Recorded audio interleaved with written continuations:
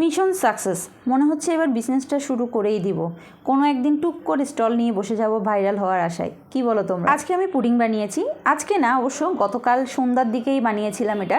তো একদিন ফ্রিজে রেখে দিয়েছি আর সকালবেলা এটা বের করেছি খাওয়ার জন্য ব্রেকফাস্টে। 1 কাপ দুধ দিয়েছি, ফ্রিজে ছিল 1 কাপ দুধ। তো একটা পাউরুটি নিয়েছি, ওটার শক্ত অংশগুলো ফেলে দিয়েছি, বাকি ছোট ছোট করে দিয়েছি বাকি অংশগুলো, আর 2টো ডিম নিয়েছি। আজকে যে পুডিংটা বানিয়েছি এটা বিশ্বাস করো সত্যি অনেক মজা হয়েছিল আর একদম পারফেক্ট হয়েছিল।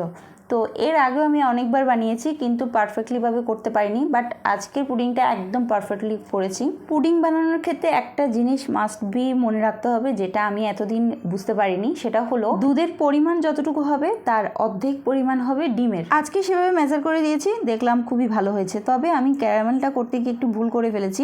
ক্যারামেল বানিয়ে আমি একটা বাটিতে দিয়েছি, তো আমার কাছে আসলে স্টিলের কোনো বক্স ছিল না হাতের কাছে, যার কারণে আমি দিতে পারিনি। আর আমার যে কোনো কাজে ব্যাঘাত ঘটবে সেটা আমার জামাইয়ের কারণে, মানে ওর একটা সূচিবাই বলতে পারো।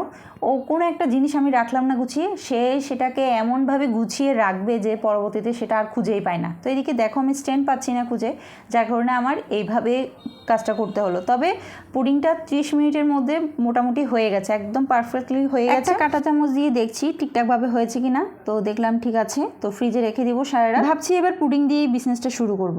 এত খুশি লাগছে আমার।